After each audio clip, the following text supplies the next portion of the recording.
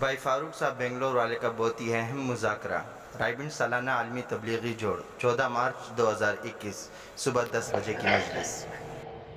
الحمد لله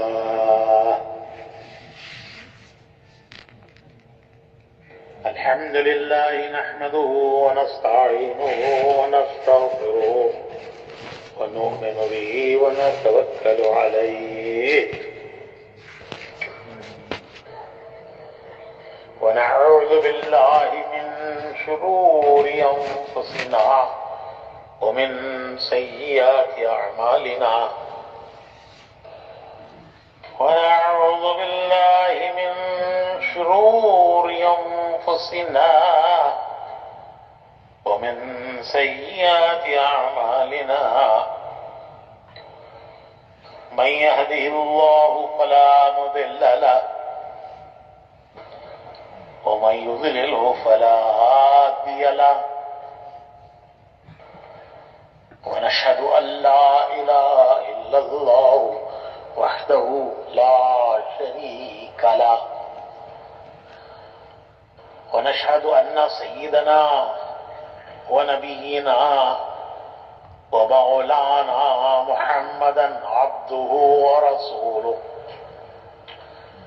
صلى الله عليه وعلى آله وصحبه وبارك وسلم تسليما كثيرا كثيرا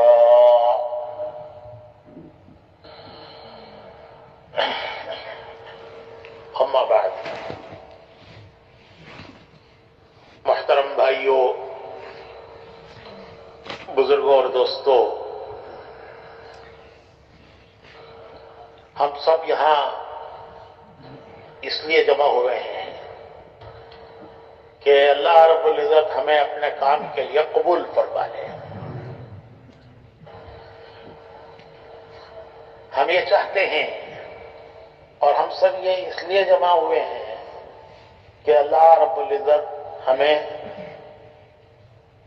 اپنی مرضیات کے مطابق کام کرنے کی توفیق عطا فرمائے اور ہمیں اپنے کام کے لیے قبول فرما لے۔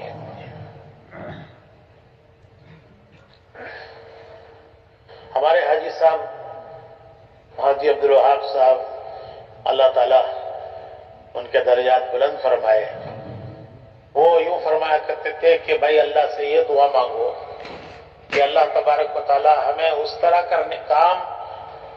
طرح کرنے کی توفیق دے جس طرح کرنا اللہ کو پسند ہے،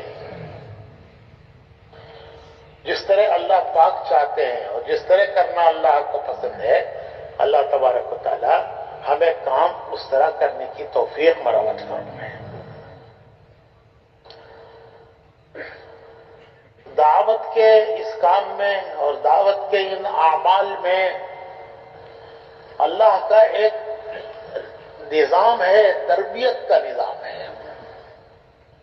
دعوت کے اعمال تربیت کے اعمال ہیں، اور دعوت کے اعمال میں اللہ کا ایک نظام ہے، تربیت کا نظام۔ تربیت کسے کہتے ہیں؟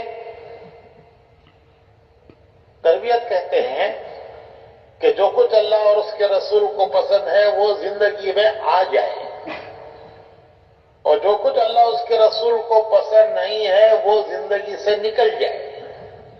جو اللہ کو پسند ہے، اس کے رسول کو پسند ہے، وہ زندگی میں آ جائے، اور جو اللہ کو پسند نہیں ہے، اس کے رسول کو پسند نہیں ہے، وہ زندگی سے نکل جائے۔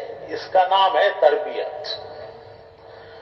اور دعوت کے اس مبارک کام کے جو اعمال ہیں، ان اعمال میں تربیت کا بڑا نظام ہے۔ ہمارے بزرگوں میں مولانا منظور نعمانی صاحب رحمت اللہ علیہ گزرے ہیں۔ یہ ان ابتدا کے علماء میں ہیں جو مولانا الیاس صاحب رحمت اللہ علیہ کی طرف متوجہ ہوئے، وہاں آئے، ان کے پاس رہے اور کام کو سمجھا۔ مولانا علی میاں صاحب، مولانا منظور نعمانی صاحب، یہ اس زمانے کے لوگوں میں ہیں۔ جنہوں نے مولانا الیاس صاحب کے پاس رہ کر اس کو سمجھا، تو مولانا منظور نعمانی صاحب فرماتے ہیں کہ میں شروع میں جماعتیں لے کر جایا کرتا تھا، تو جو ہدایات دی جاتی ہیں وہ مجھے بہت عجیب لگتی تھی. جب نکلنے والی جماعتوں کو، اللہ کے راستے میں روانہ ہونے والی جماعتوں کو جو ہدایات دی جاتی تھی وہ مجھے بہت عجیب لگتی تھی اور نئی لگتی تھی. اور ہم کو تو عادت پڑ گئی ہے، روانی کا بیان یہ تو سنا ہوا ہے، کون سی نئی بات کہنے جا رہے ہیں یہ تو وہی باتیں دہرائیں گے جو ہم بھی کرتے ہیں نا روانگی میں. لیکن چونکہ وہ شروع کا زمانہ تھا تو مولانا منظور صاحب فرماتے ہیں کہ مجھے ہر بات عجیب لگتی تھی، نئی لگتی تھی، تو میں ان کو نوٹ کر لیتا تھا. حالانکہ مولانا بڑے عالم تھے،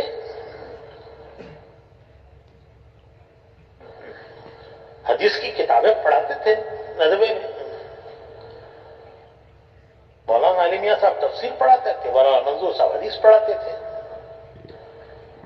تو فرماتے ہیں کہ مجھے نئی باتیں لگتی تھی تو میں ان کو نوٹ کر لیتا تھا، اور کئی مرتبہ کے بیانات کو نوٹ کرتے کرتے وہ 40 نمبر تک پہنچ گئی تھی باتیں. جب وہ صاحب علم تھے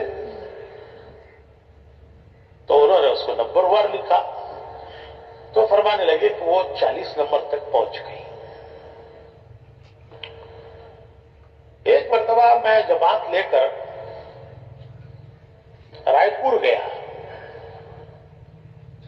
رائے پور میں حضرت شاہ عبد القادر صاحب رائے پوری رحمت اللہ علیہ وہ بڑے بزرگوں میں تھے. حاجی صاحب کے بھی پیر تھے وہ، حاجی عبد الوہاب صاحب کے. تو ان سے میرا تعلق تھا. جب میں رائے پور گیا تو حضرت کی خدمت میں حاضری دینے کے لیے ان کے خانقاہ میں گیا. جب وہاں، یہ مولانا منظور صاحب کا بیان ہے، جب وہاں پہنچا تو مجلس چل رہی تھی، حضرت کی مجلس ہو رہی تھی. اور مجلس کے آداب میں یہ ہے کہ آدمی بیٹھ جائے، جب مجلس ختم ہو تو پھر سلام کرے، مصافحت کرے. تو میں ایک کنارے بیٹھ گیا، جہاں جگہ ملی وہاں ایک کنارے بیٹھ گیا. حضرت کی نگاہ پڑی، حضرت شاہ عبد القادر صاحب رائے پوری رحمت اللہ علیہ کی میرے اوپر نگاہ پڑی. تو مجھ سے فرمایا کہ مولوی صاحب کیسے آنا ہوا، مولوی صاحب کیسے آنا ہوا. تو مولانا فرماتے ہیں کہ میں ساری بات سمجھ گیا، اس لیے کہ اس سے پہلے جب بھی میں حضرت کی خدمت میں حاضر ہوتا تھا تو پہلے خط لکھتا کہ میں فلاں تاریخ کو آنا چاہتا ہوں، اور حضرت کی طرف سے جواب آتا اجازت کا، تو پھر میں جایا کرتا تھا. اب نہ ادھر سے خط گیا نہ ادھر سے جواب آیا، اور ایک دم سے معمول کے خلاف بغیر اطلاع کے اور بغیر اجازت کے مجلس میں آ کے بیٹھ گئے. تو کوئی خاص بات پیش آئی، کوئی ایمرجنسی پیش آئی جو فوراً آ گئے ہیں، کیا بات ہے؟ تو مولانا منظور صاحب یہ ساری بات حضرت کی 2 باتوں سے سمجھ گئے. عرض کیا کہ حضرت میں ایک جماعت کے ساتھ آیا ہوں، عالمانہ سوال عالمانہ جواب. حضرت میں ایک جماعت کے ساتھ آیا ہوں. تو حضرت کو لوگوں نے کچھ شکایتیں تبلیغ والوں کے بارے میں کر رکھی تھی. عام طور پر بزرگوں کے پاس شکایت پہنچ جاتی ہے، پہلے شکایت پہنچ جاتی ہے، کام بعد میں پہنچتا ہے. تو حضرت کے قریب والوں نے جماعت کے بارے میں کچھ شکایتیں کر رکھی تھی کہ جاہل لوگ ہیں، تبلیغ کرنے نکل جاتے ہیں، کے ڈیرا ڈال دیتے ہیں، وہاں کھاتے ہیں پیتے ہیں سوتے ہیں. تو یہ ہماری جو کمزوریاں ہیں کبیاں ہیں وہ حضرت کے سامنے بیان کر رکھی تھی. تو جب حضرت نے سنا کہ مولانا منظور نعمانی صاحب جیسا عالم جماعت لے کر آیا ہے تو حضرت کو وہ ساری باتیں یاد آ گئیں جو لوگوں نے شکایت کی تھی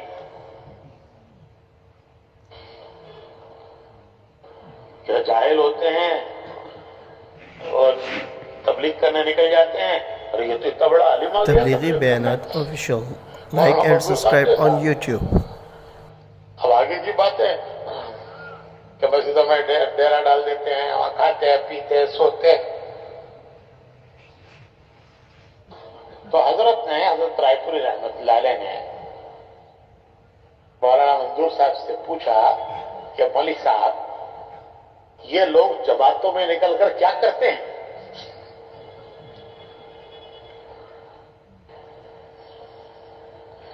تو مولانا نے عرض کیا کہ حضرت جب یہ نکلتے ہیں تو ان کو کچھ باتیں سمجھائی جاتی ہیں، نکلنے سے پہلے کچھ باتیں ان کو سمجھائی جاتی ہیں، وہ جماعت پہ نکل کر ان باتوں پر عمل کرتے ہیں.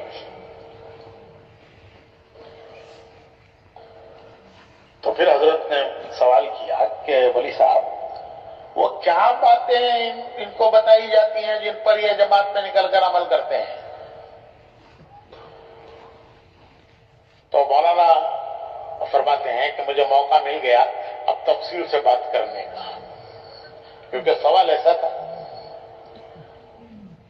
تو وہ جو باتیں ہدایات دی جاتی تھیں جماعتوں میں نکلنے کے وقت پر وہ میں نے لکھ رکھی تھی، ایک ایک کر کے پوائنٹ لکھ لیا تھا اور وہ 40 نمبر تک پہنچ گیا تھا.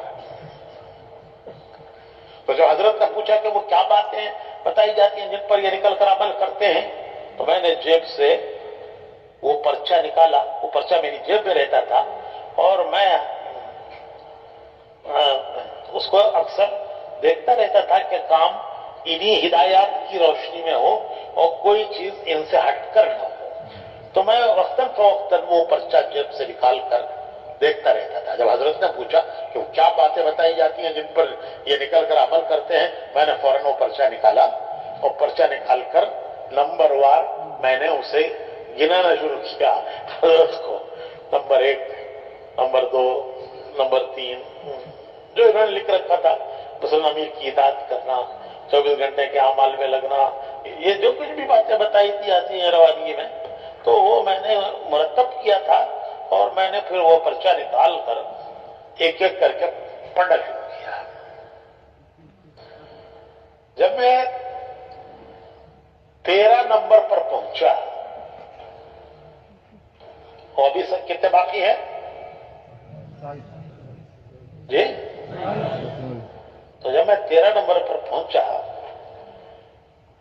تو میرے کان میں حضرت کی آواز پڑی کہ مولوی صاحب بس ہے، مولوی صاحب بس ہے.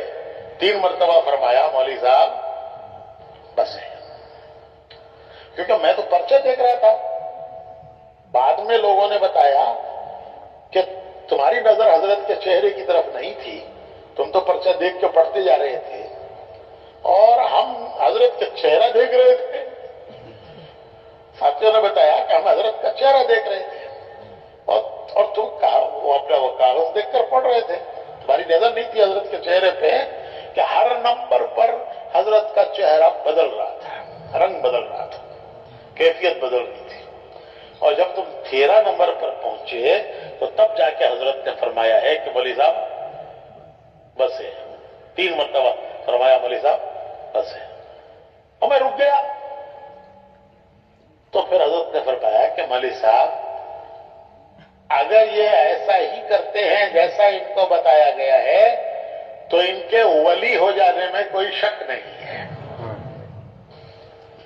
اگر یہ ویسا ہی کرتے ہیں جیسا کہ ان کو بتایا گیا ہے تو جماعت میں نکل کر ان کے ولی ہو جانے میں کوئی شک نہیں ہے.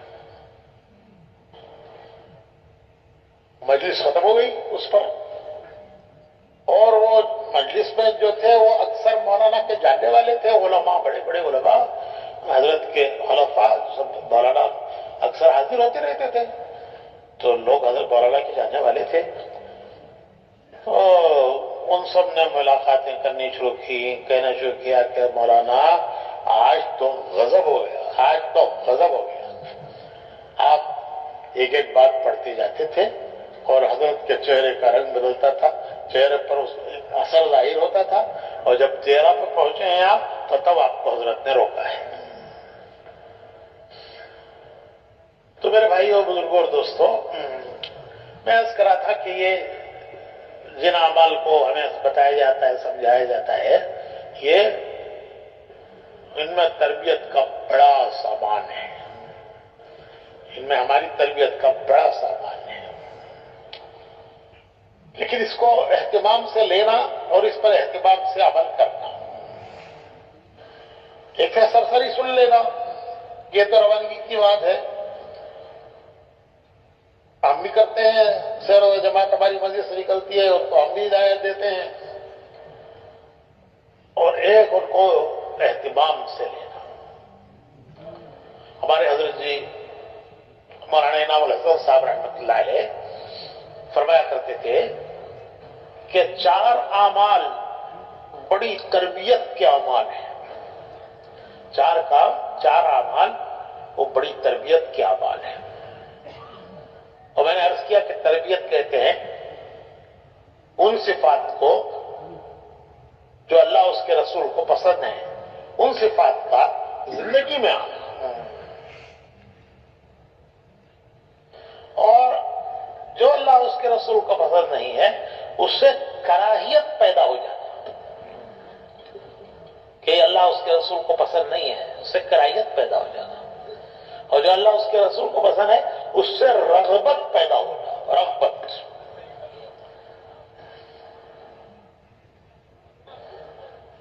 تو ہمارے حضرت فرمایا کرتے تھے کہ 4 اعمال ایسے ہیں کہ جن میں تربیت کا بڑا سامان ہے۔ فرماتے تھے عمومی تعلیم، عمومی تعلیم، کوئی پڑھ رہا ہو اس میں بیٹھنا اور اپنی ضرورت سمجھ کر بیٹھنا۔ علماء نے لکھا ہے کہ جو حضور اکرم صلی اللہ علیہ وسلم کی مجلس کا ادب ہے، کہ حضور کے مجلس میں آدمی جائے تو کس ادب سے بیٹھے، اور جو حضور کے روضے اقدس پر حاضری کا ادب ہے، وہی ادب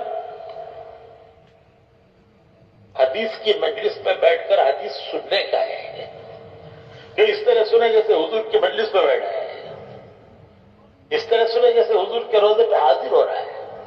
تو جو ادب حضور کی مجلس کا ہے، جو ادب حضور کے روضے پر حاضری کا ہے، وہی ادب حضور کی باتیں، حدیثیں، حدیث کی مجلس کا ہے، اس میں حدیث بیٹھ کر سننے کا ادب ہے۔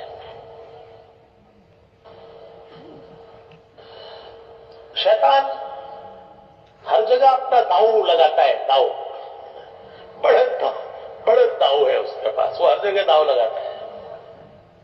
جیسے ہی کتاب شروع ہوتی ہے تو وہ پھسپھسی کرتا ہے کان میں، کیا کرتا ہے، یہ حدیث تو سنی ہوئی ہے، یہ تو سنی ہوئی ہے، اور اگر سلسلہ آگے بڑھے تو یہ کہتا ہے کہ یہ تو مجھے یاد بھی ہے، اور اگر یہ سلسلہ آگے بڑھے تو پھر یہ کہتا ہے کہ یہ تو میں بیان بھی کر چکا ہوں، تو 4 مہینے میں نکلا 10 کتنی مرتبہ یہ حدیث میں نے بیان کی تھی، تو پھر وہ کان اس کے بند ہو جاتے ہیں۔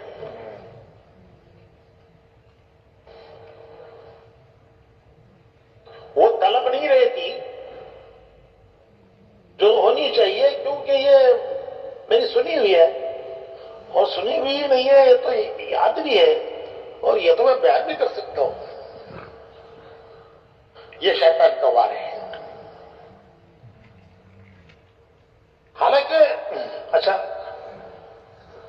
نماز میں امام صاحب سورہ فاتحہ پڑھتے ہیں تو چونکہ کئی بار سن چکے ہیں تو اس لیے سننے کی ضرورت نہیں ہے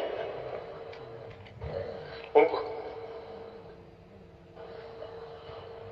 اس حضور کی بات ہماری فضائل کی کتابوں کی ترتیب یہ ہے کہ ہر عمل کی فضیلت حضرت شیخ نے پہلے قرآن سے بیان کی ہے، وہ آیتیں جمع کی ہیں جس میں اس عمل کی فضیلت ہے، اور پھر وہ حدیثیں جمع کی ہیں جس میں اس عمل کی فضیلت ہے، اور جہاں جہاں تشریح کی ضرورت ہے وہاں اسے فائدے کے نام سے اس کی اپنی طرف سے تشریح بھی کی ہے. تو جتنا ان باتوں کو ہمارے حضرت فرمایا کرتے تھے کہ اس کا تاثر لینا، تعلیم کا تاثر لینا، کہ جو عمل سنایا جا رہا ہے اس پر جو اجر و ثواب سنایا جا رہا ہے اس کا تاثر لینا.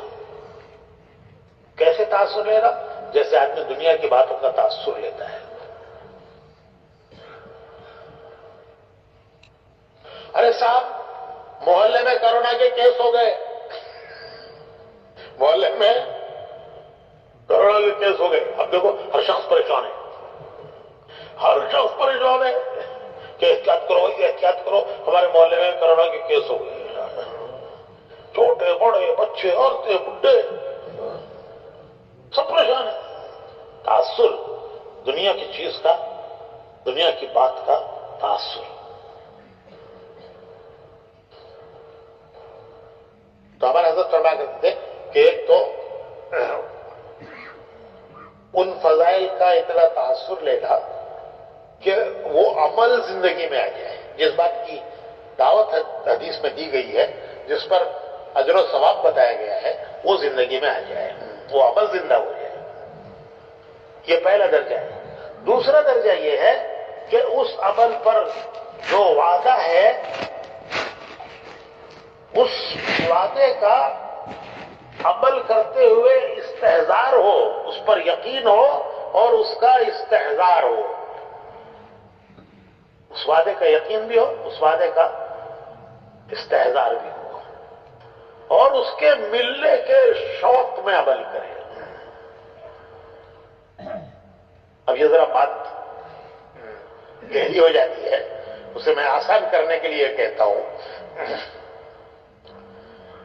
کہ ملازمت پر جانے والے روزانہ بھی جاتے ہیں ملازمت پر، اور تنخواہ والے دن بھی ملازمت پر جاتے ہیں. تو دونوں میں کوئی فرق ہے نہیں ہے. مجھے نہیں معلوم، میں نے کہیں ملازمت نہیں کی، لیکن سنا ہے کہ عام دنوں میں جو ملازمت پر جاتے ہیں اس میں، اور جو تنخواہ والے دن ملازمت پر جاتے ہیں اس میں، دونوں میں کوئی فرق ہے نہیں ہے. بھائی جو ملازمت جنہوں نے کی انہوں تو بتائیں، تھوڑا ہے زیادہ ہے؟ بہت فرق ہے. عام دنوں میں ایسے جاتے ہیں کہ ملازمت ایک مصیبت ہے. روز جانا، وقت پر جانا کیا مصیبت ہے. تو روز مصیبت ہے، اور تنخواہ والے دن رحمت ہے. آج رحمت ہے، کیوں کہ آج اس جو کچھ کیا ہے عمل، اس کا بدلہ ملنے والا ہے. اس کا یقین ہے، اس کا استحضار ہے کہ شام کو تنخواہ لے کے آؤں گا. تو عمل کی کیفیت بدل جاتی ہے. عمل وہی ہے لیکن اس کی کیفیت بدل جاتی ہے. عام دنوں میں جوان بھی بڈھے کی طرح جاتا ہے، اور تنخواہ والے دن بڈھا بھی جوان ہو جاتا ہے. تو فرماتے تھے کہ ایک تو یہ ہے کہ وہ عمل زندگی میں ہے، یہ پہلا درجہ ہے. اگر وہ عمل زندگی میں نہیں آیا ہے تو ابھی ہم نے تاثر نہیں لیا اس کا، سن رہے ہیں لیکن ابھی ہمارے اندر اس کا اثر نہیں ہوا، دوا کا اثر ابھی نہیں ہوا. تو ڈاکٹر صاحب بولتے ہیں اور 3 دن کھاؤ اینٹی بایوٹکس، 5 دن نہیں کچھ فائدہ نہیں ہوا، 3 دن اور کھاؤ. تو ابھی اثر نہیں ہوا. اثر کیسے پتا چلے گا؟ کہ وہ زندگی میں وہ عمل آ جائے.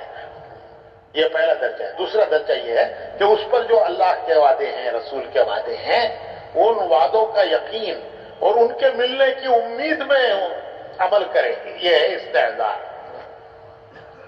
تو ہمارے حضرت فرماتے ہیں کہ تعلیم میں بڑی تربیت ہے. عمومی 4 عمل تربیت کے عمل ہے. تعلیم، عمومی تعلیم.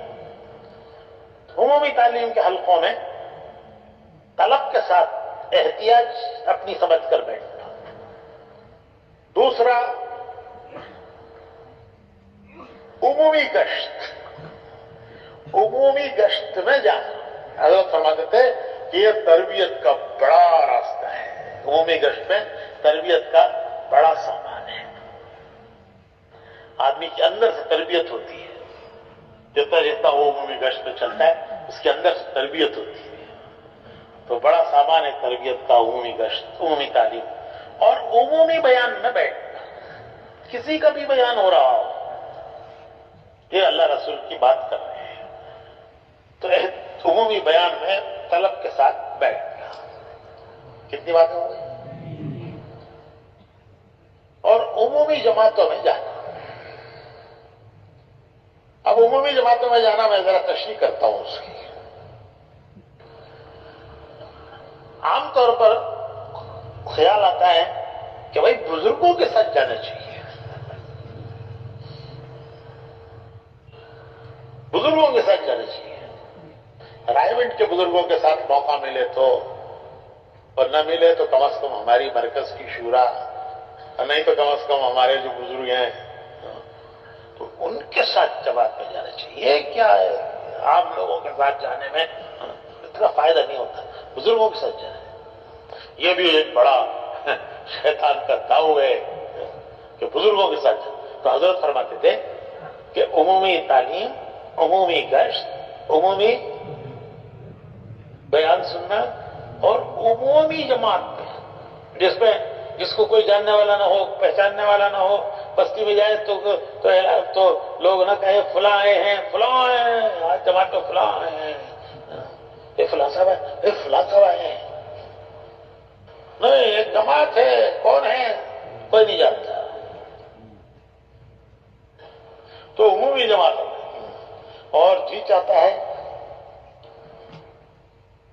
کیا چاہتا ہے جی کیا چاہتا ہے جناب ولی؟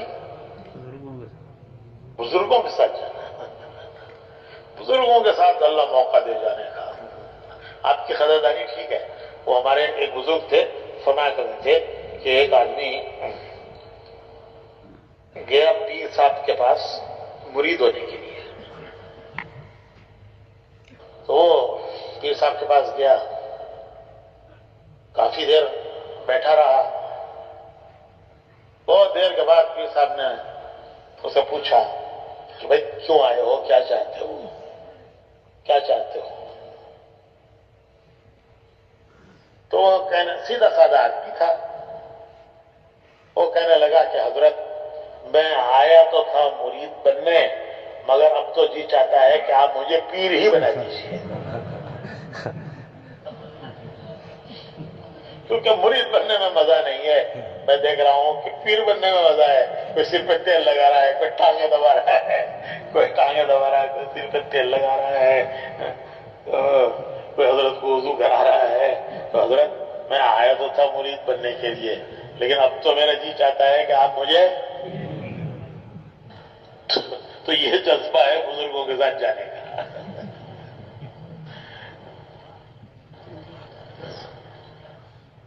حضرت شاہ عبد القادر صاحب رائے پوری رحمۃ اللہ علیہ فرمایا کرتے تھے کہ جو ہماری ابتدا دیکھے وہ کامیاب، اور جو ہماری انتہا دیکھے وہ ناکام. ہماری ابتدا دیکھے وہ تو ہوگا کامیاب، کہ کیسے رگڑے لگے، کیسے پیدل چلے، کیسے. یار رائیونڈ والوں، رائیونڈ میں جو شروع میں ہمارے بزرگ تھے وہ کہتے ہیں کہ ہمیں تو پینے کے لیے پانی بھی نہیں ملتا تھا. پینے کا پانی لینے کے لیے کہیں دور جانا پڑتا تھا. تو ابتدا ہوتی ہے وہ اس کو آدمی نہیں دیکھتا، اور جو انتہا ہوتی ہے اس کو دیکھتا ہے. تو اس نے کہا کہ حضرت میں آیا تو تھا مرید بننے، لیکن اب تو آپ مجھے تو میرے بھائیوں اور بزرگوں اور دوستوں، ایک ساتھیوں کے ساتھ جڑ کر چلنا اور ان کو جوڑتے ہوئے چلنا، جڑنا جوڑنا، نہ کٹنا نہ کاٹنا، کٹنا نہیں، کاٹنا نہیں، یہ بڑا اہم اصول ہے دعوت کا کہ جڑنا، ذرا بولو بھائی، اور جوڑنا، نہ دوسروں کو کاٹنا نہ ساتھیوں سے کٹنا۔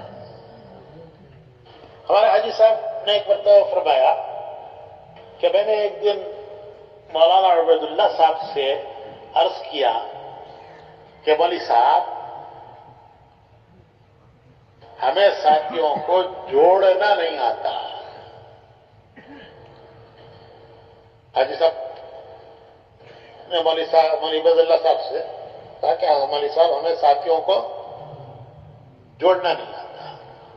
تو مولانا عبید اللہ صاحب نے فرمایا کہ بھائی عبدالوہاب، یہ کہو کہ ہمیں ساتھیوں کے ساتھ جڑنا نہیں آتا۔ ایسا نے کیا کہا تھا؟ جوڑنا نہیں آتا، کہ ہمیں ان کو جوڑنا نہیں آتا۔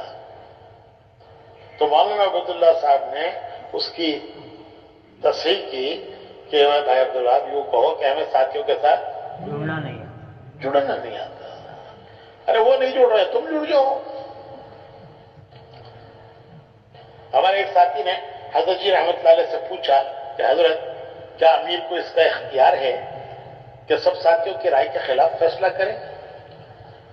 کہ سب ساتھیوں کی ایک رائے ہے، امیر کی اپنی ایک رائے ہے، تو کیا اسے اختیار ہے کہ وہ ساتھیوں کی رائے کے خلاف فیصلہ کرے؟ تو حضرت جی رحمت اللہ علیہ نے فرمایا کہ بھائی، اختیار تو ہے، لیکن یہ بھی دیکھ لو کہ تمہارے ساتھی مانیں گے کہ نہیں مانیں گے۔ تمہارے ساتھی تمہارے اس فیصلے کو مانیں گے کہ نہیں مانیں گے؟ تو انہوں نے عرض کیا کہ حضرت، اگر وہ نہ مانے تو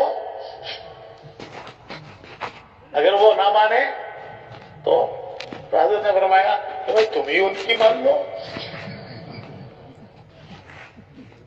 اگر وہ نہ مانے تو تم ہی ان کی مان لو، اپنی چھوڑ دو، ان کی مان لو۔ تو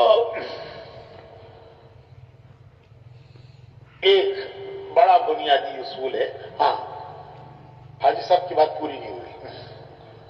کچھ دنوں کے بعد حاجی صاحب کہنے لگے کہ کچھ دنوں کے بعد پہلی بات میں بھول گیا، جو پہلی بات ہوئی تھی مولانا عبید اللہ صاحب سے، وہ میں بھول گیا۔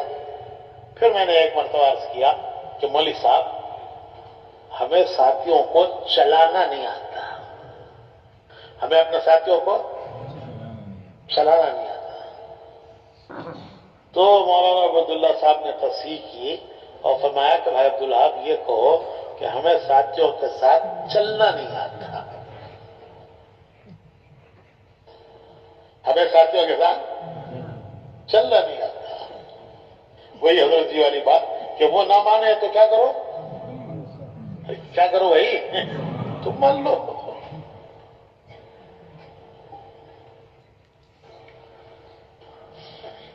اور ایک بڑی اہم بات یہ ہے کہ ہمارے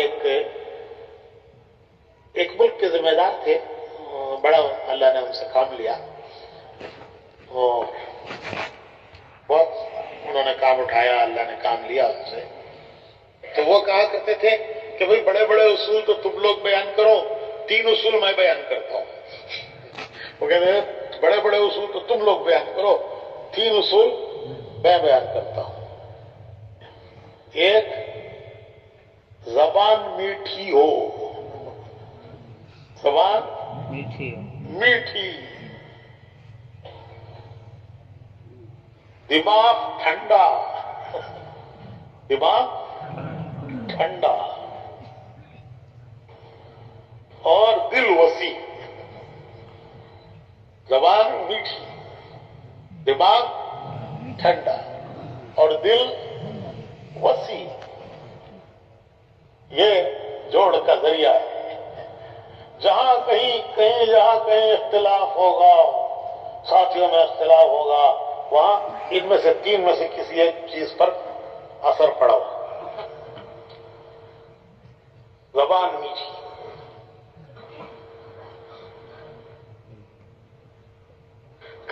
کریلے کی طرح کڑوی نہیں. جب بولو تو ایسا لگتا ہے لڑنے بیٹھے. ایک جگہ نکاح ہو رہا تھا، تو کچھ دیر تھی نکاح میں، کسی نے قاری صاحب سے کہا کہ قاری صاحب ذرا قرآن شریف پڑھ دیجیے، برکت ہو جائے گی. تو قاری صاحب نے تلاوت شروع کی الطلاق مرتان سے.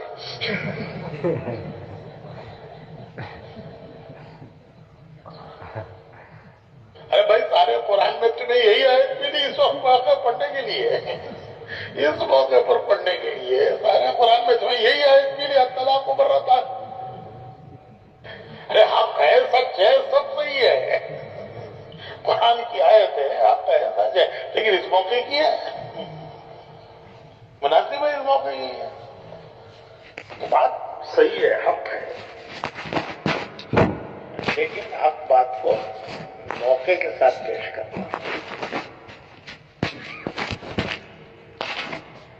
عام طور پر جو اختلاف ہوتا ہے، کام کرنے والے ساتھیوں میں جو اختلاف ہوتا ہے، کیونکہ یہ ایک منتخب مجمع ہے، یہ پورے ملک کا ایک منتخب مجمع ہے، چنا ہوا مجمع ہے. اللہ پاک نے اس مجمع کو اپنے کام میں لگایا ہے، اور آپ حضرات کے ہاتھوں اللہ پاک کام لے رہے ہیں. اپنے علاقوں میں، اپنے مراکز میں، اپنے علاقوں میں، اپنے محلوں میں کسی نہ کسی سطح پر یہ ایک ذمہ دار منتخب مجمع ہے. تو عام طور پر جو کام کرنے والوں میں اختلاف ہوتا ہے وہ مشورے میں ہوتا ہے. تعلیم، اس میں کوئی اختلاف نہیں.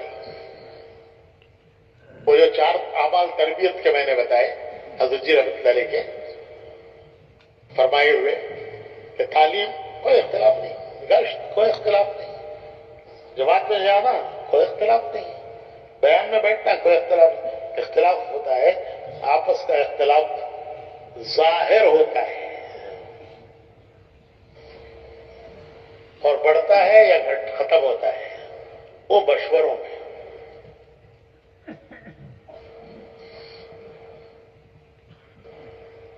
رات کو میم صاحب سے، گھر والوں سے کچھ کھٹپٹ ہو گئی. میں مثال دے رہا ہوں، ایسا نہیں ہوا، ایک مثال دے رہا ہوں. رات کو کچھ کھٹپٹ ہو گئی اور صبح کو انہوں نے اسٹرائک کر دی. اب کیا ہوتے ہیں اسٹرائک؟ نہیں ہوتے. تو صبح کو انہوں نے اسٹرائک کر دی، رات کو کھٹپٹ ہوئی، صبح کو اسٹرائک کی. کیا اسٹرائک کر دی؟ سمجھ گیا؟ نہ ناشتہ دیا، نہ چائے کی پیالی دی کم از کم، اور جانا تھا مشورے میں. اہم مشورہ تھا، انتظار کی گنجائش نہیں تھی، ایسے ہی روکھے منہ نکل پڑے. ہوٹل میں پینے کو جی نہیں چاہا کہ لوگ دیکھیں گے تو پوچھیں گے بولے صاحب کیا بات ہے، آج گھر میں چائے نہیں ملی، کہ کچھ ناراض ہے بیگم صاحبہ. تو یہ ظاہر بھی نہیں کرنا تھا کہ گھر میں ایسا ہو گیا ہے کہ آج ناراض ہو کر انہوں نے اسٹرائک کی ہوئی. آج تو ہوٹل میں گئے، ناشتہ کرے، چائے پیے تو سب ظاہر ہو جائے گا. تو ایسے سیدھے آ کے مشورے میں بیٹھ گئے. اب کوئی بات چلی تو انہوں نے ایک رائے دی، اور وہ رائے بھی گیس کے ساتھ نکلتی ہے کیونکہ اندر گیس بھرا ہوا ہے. تو گیس کے ساتھ نکلتی ہے. اچھا، انہوں نے جب رائے دی تو سامنے والے نے ان کے خلاف رائے دے دی.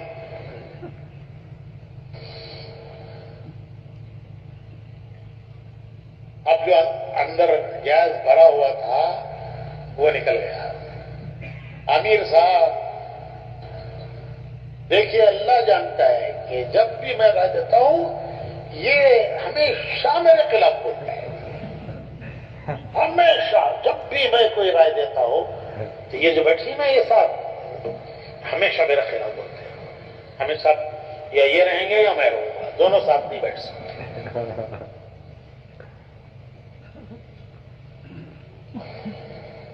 اب اگر خدا نہ خواستہ وہ سامنے والا بھی اسی حال میں آیا ہے جس حال میں یہ آئے ہیں, اب سمجھ گئے نا وہ حال کیا ہے. خدا نہ خواستہ اگر وہ سامنے والا بھی اسی حال میں آیا ہے جس حال میں یہ آئے ہیں تو دونوں سلنڈر ٹکرا کے پھٹ گئے اور مسجد کی جماعت ختم. دو سلنڈر ٹکرا گئے نا.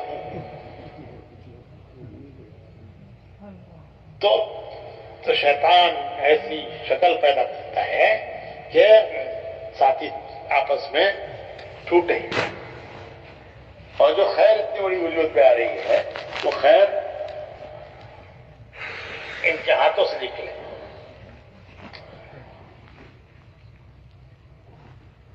تو اپنے جذبات پر قابو پانا, جذبات پر اٹھنا نہیں ہے, جذبات کو قابو میں رکھنا ہے. اور یہ دیکھنا ہے کہ بھی میرے کسی لفظ سے کوئی لفظ, کوئی قول, کوئی فعل ہم سے ایسا نہ ہو کہ جس کی وجہ سے اس عظیم کام کو کوئی نقصان پہنچے. ہماری ذات سے کوئی زبان سے کوئی لفظ اور ہم سے کوئی فعل نہ ہو کہ جس سے کام کو, ہاں وہ کریں جس سے کام کو نفع پہنچے, اور وہ نہ کریں کہ جس سے کام کو. واقعہ مشہور ہے حضرت خالد اور حضرت عمر کا کہ رات کو اندھیرے میں ایک صاحب نے حضرت عمر سے بات کی اور حضرت عمر کو خالد سمجھ کے بات کی کہ دونوں کی یعنی خد اور دونوں کا وہ ایک بہت ایک دوسرے سے دونوں ملتے جلتے تھے. تو رات کا اندھیرا تھا تو ایک آدمی نے, ایک صحابی نے حضرت عمر سے بات کی اور حضرت عمر کو حضرت خالد سمجھا اور یہ بات کی کہ عمر نے تمہارے ساتھ ٹھیک نہیں کیا. کس کو کہہ رہے؟ حضرت عمر کو ہی کہہ رہے, عمر نے تمہارے ساتھ ٹھیک نہیں کیا, تمہارا حق مارا, اللہ کی تلوار کو اس نے نیام میں ڈال دیا. اور حضرت عمر ہوں ہاں کرتے جا رہے, ہوں ہاں, پتہ چلے اندر کیا کیا ہے. اور جب سب کہہ چکے تو حضرت عمر نے پوچھا کہ ٹھیک ہے کیا کرنا ہے؟ انہوں نے کہا کیا کرنا ہے, بس امیر کی اطاعت کرنی ہے. صبح کو نماز میں فجر کی نماز پڑھ کر حضرت عمر نے ان کا نام لے کر ان سے پوچھا کہ رات تمہاری خالد سے کیا بات ہوئی؟ اب یاد نہیں آ رہا ہے ان صحابی کا. علقمہ, رات کو کیا بات ہوئی تمہاری خالد سے؟ اچھا, حضرت علقمہ نے کہا کہ امیر المومنین میری تو ان سے ملاقات بھی نہیں ہوئی, بات تو دور کی بات ہے, ان سے تو ملاقات بھی نہیں ہوئی. تو حضرت علقمہ کھڑے ہوئے کہنے لگے خالد مسجد میں جھوٹ بولتے ہو, ارے رات کو تمہاری میری بات نہیں ہوئی کہ میں نے تم سے کہا کہ تم خالد نے تو عمر امیر المومنین نے تمہارے پر زیادتی کی, تمہیں معذول کیا, اللہ کی سونتی ہوئی تلوار کو میان میں کر دیا, رات کو تمہاری میری بات نہیں ہوئی, ارے اتنا جھوٹ بولتے ہو. حضرت خالد کہنے لگے تم جھوٹ بولتے ہو, بہن تو ملاقات بھی نہیں ہوئی تمہارے سے. اچھا کس کے ساتھ بات ہوئی تھی یہ رات کو؟ تو کیسا موقع تھا دونوں کو لڑا دینے کا. حضرت عمر نے فرمایا کہ علقمہ تم بھی صحیح کہتے ہو، خالد بھی صحیح کہتے ہیں، رات کو تم نے مجھ سے بات کی تھی خالد سمجھ کر۔ کیسے بڑے دل کے، جب ہم کہہ رہے ہیں بھائی ہم دعوت کا کام کر رہے ہیں صاحب، یہ تو نبیوں کا کام ہے، صحابہ کا کام ہے، تو میرے بھائیو ہم کو اللہ سے دعا مانگنی چاہیے کہ اللہ ہمیں ان کی صفات بھی نصیب فرمائے، کہ ہر گاڑی اپنے پیٹرول سے چلتی ہے، ہر گاڑی کا پیٹرول الگ الگ ہے، ہر گاڑی اپنے پیٹرول سے چلتی ہے، ایک گاڑی ڈیزل سے چلتی ہے، ایک گاڑی پیٹرول سے چلتی ہے۔ پیٹرول کی گاڑی میں ڈیزل ڈال دیں گے تو انجن جام ہو جاتا ہے، پھر کھول کے وہ سارا ڈیزل نکالنا پڑتا ہے، پھر صاف کرنا پڑتا ہے، کیوں کہ اندر غلط سویدھا چلی گئی۔ تو بھائی زبان جوڑنے والی جب اس کے لیے میں نے یہ قصہ سنایا کہ حضرت عمر نے پھر دونوں کو جوڑ دیا اور خود بھی جڑ گئے، حالانکہ یہ موقع تھا اچھا کہ لڑا دیتے دونوں۔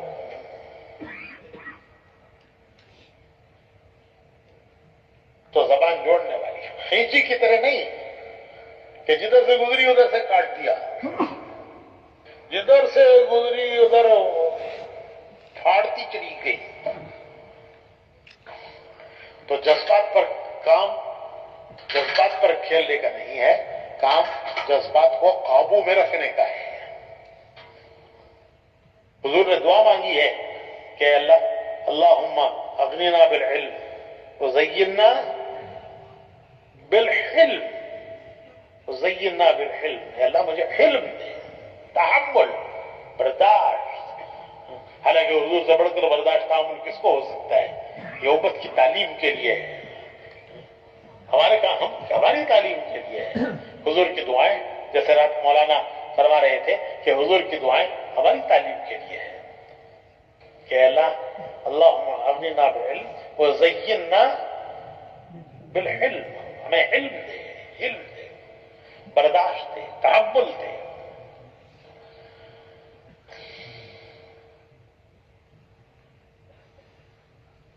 تو یہ میٹھی زبان جوڑنے والی،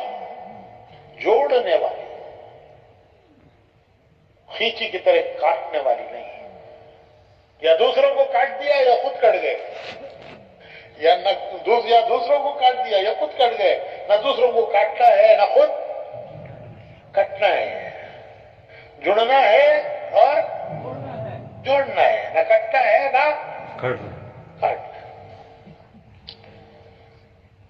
دوسری بات، وہ جو کہا کرتے تھے کہ سر ٹھنڈا ہو، ایسا نہیں جیسے تیل کی کڑھائی پک رہی ہے ہر وقت، ذرا سا کوئی پانی کا چھڑکا پڑ گیا تو کیا ہوتا ہے؟ تیل کی کڑھائی میں اگر کوئی ذرا سا پانی چھڑک دے تو کیا ہوتا ہے؟ یوں باہر نکلتا ہے،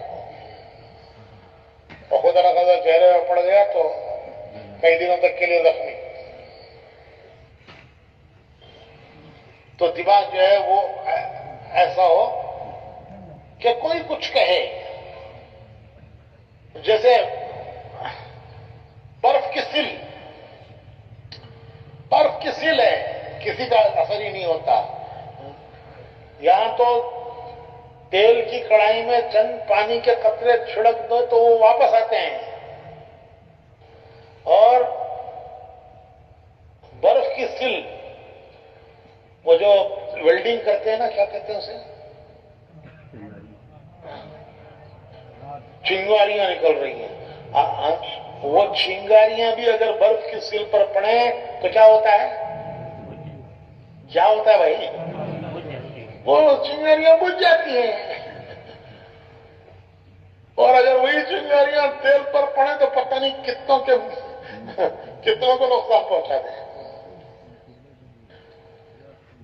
تو دماغ ایسا ٹھنڈا ہو جیسے برف کی سیل ہے، کوئی کچھ کہے اثر ہی نہیں ہوتا، کوئی کچھ کہے اس کا کوئی اثر ہی نہیں پڑتا۔ ایسا نہیں کہ چھوٹی چھوٹی بات پر واپس ایسے زور سے آئی وہ پانی کی چھینٹ کہ چہرے میں پڑی تو چہرہ خراب ہو گیا. تو بھائی ہمارا اللہ نصیب فرمائے دماغ ٹھنڈا. ایک صاحب نے تعارف کرایا ایک صاحب کا کہ یہ ہمارے محلے کے بڑے سرگرم کارکن ہیں, بڑے سرگرم کارکن ہیں. تو میں نے کہا بھائی سر تو ٹھنڈا ہونا چاہیے, ہاں پاؤں گرم ہو.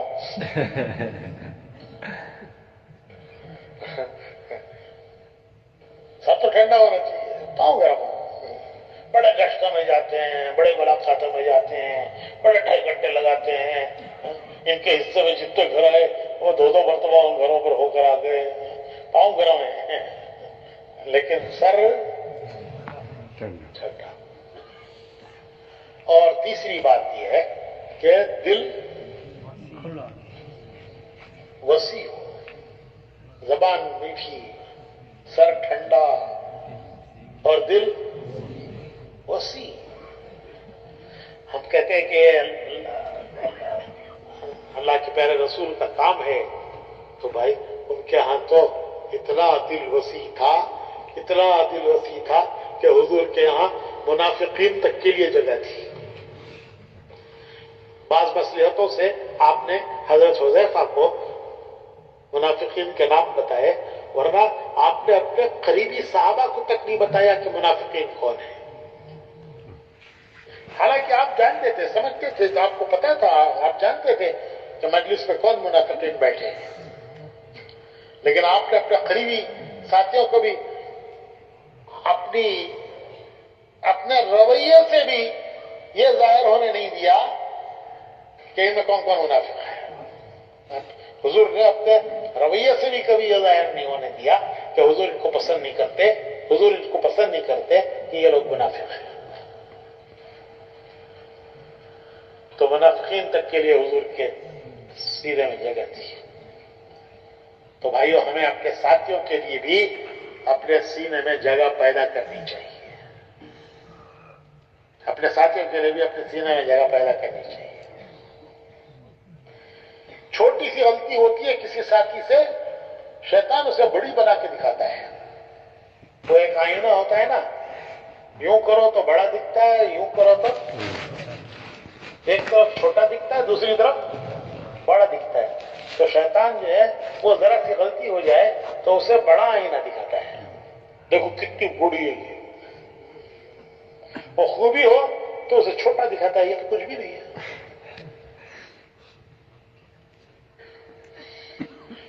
حدیث میں دعا مانگی گئی ہے کہ اللہ مجھے ایسے ساتھی سے, اللہم انی اعوذ بک من الخبث ان رأى حسنة دفنها وان رأى سیئة افشاها. اے اللہ مجھے ایسے دوست سے پناہ دے کہ جو ان رأى حسنة دفنها, کہ وہ میری خوبی دیکھتا ہے تو اسے چھپا دیتا ہے, اور میری غلطی دیکھتا ہے تو افشاها اسے پھیلاتا پھرتا ہے. ایسے دوست سے حدیث میں پناہ مانگی گئی ہے کہ جو غلطی دے, خوبی دیکھے تو دفن کر دے, چھپا دے, اور غلطی دیکھے تو پھیلائے.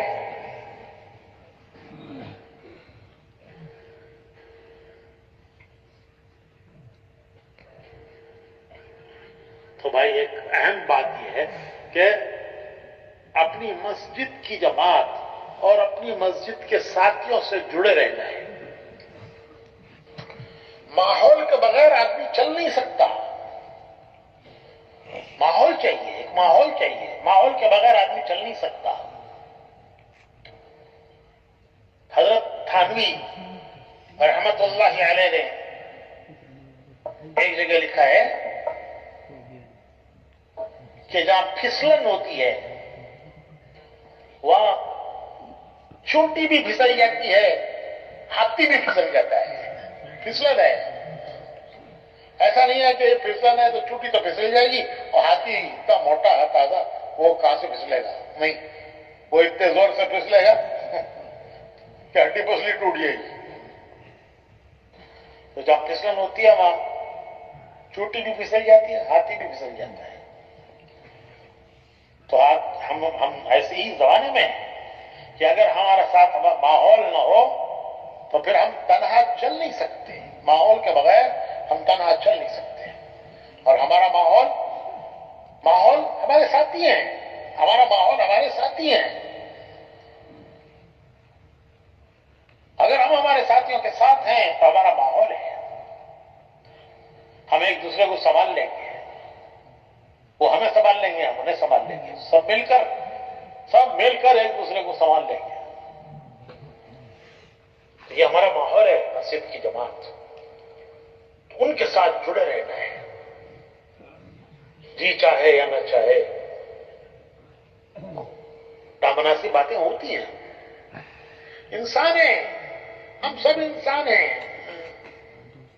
ہم سے غلطی ہونا ممکن ہے، ساتھیوں سے بھی غلطی ہونا ممکن ہے.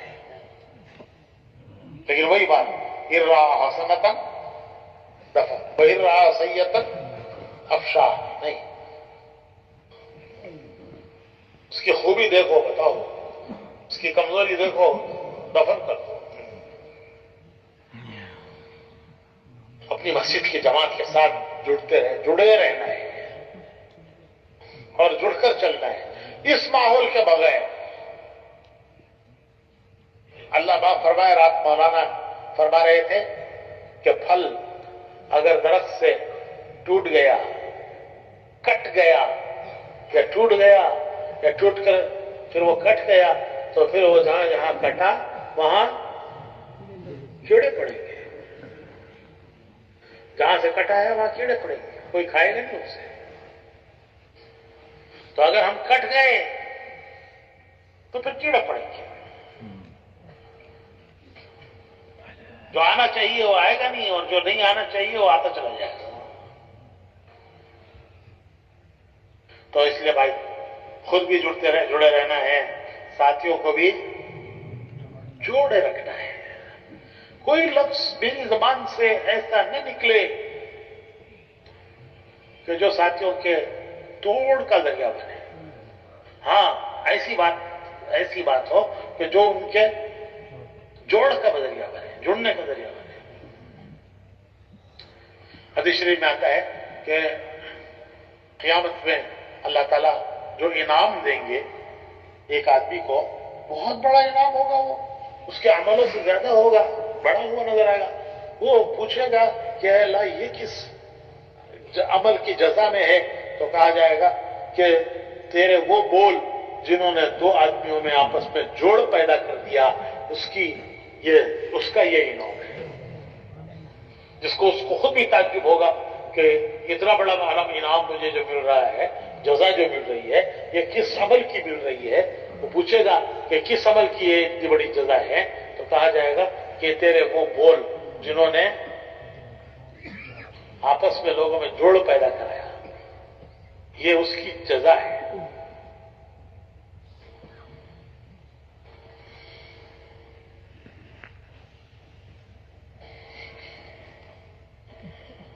حالات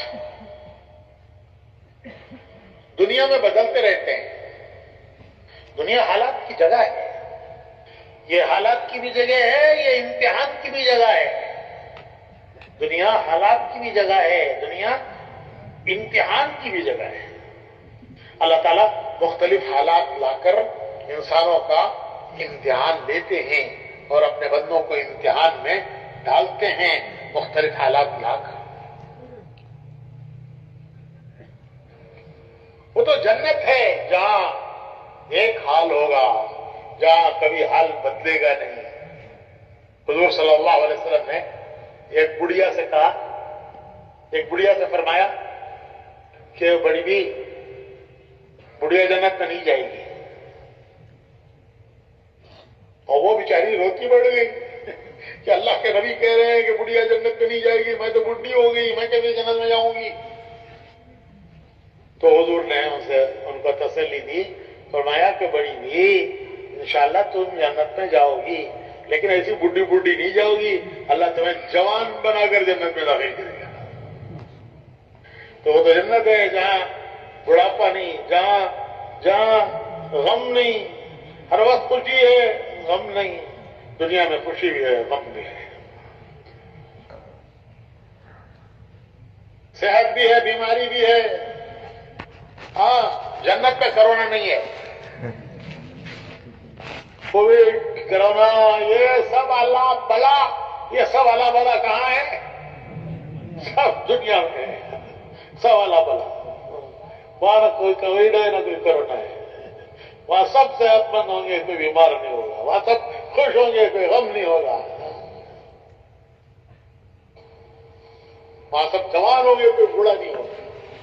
حسن یوسف دے گا اللہ ہر ایک کو، ایسے نہیں ہوں گے سب کوئی کالا کوئی پیلا، اللہ سب کو حسن یوسف دے گا۔ دنیا یہ تو حالات کی جگہ ہے، خوشی بھی ہے غم بھی ہے، صحت بھی ہے بیماری بھی ہے، جوانی بھی ہے بڑھاپا بھی ہے، دن بھی ہے رات بھی ہے، اللہ سب کو ان حالات سے گزارتا ہے، اچھوں کو بھی گزارتا ہے بروں کو بھی گزارتا ہے۔ اللہ تعالیٰ یہ نہیں ہے کہ صرف گناہگاروں کا امتحان لیتا ہے، نیک لوگوں کو بھی امتحانات سے گزارتا ہے۔ مانگنا نہیں امتحان اللہ سے عافیت مانگنی ہے، کیوں کہ ہم کسی امتحان کے قابل نہیں ہیں، برداشت کے قابل نہیں ہیں، لیکن اللہ تعالیٰ نے دنیا کو امتحان کی جگہ بنایا ہے۔ نبیوں کا امتحان لیا، حضرت ابراہیم علیہ السلام خلیل اللہ ہیں، اللہ نے ان کو زمین پر اپنا دوست فرمایا۔ اللہ تعالیٰ فرشتوں سے کہتے ہیں کہ زمین پر میرا دوست ہے، کون؟ ابراہیم، لیکن ان کو بھی امتحانات سے گزارا۔ وَإِذِ ابْتَلَىٰ إِبْرَاهِيمَ رَبُّهُ بِكَلِمَاتٍ فَأَتَمَّهُنَّ۔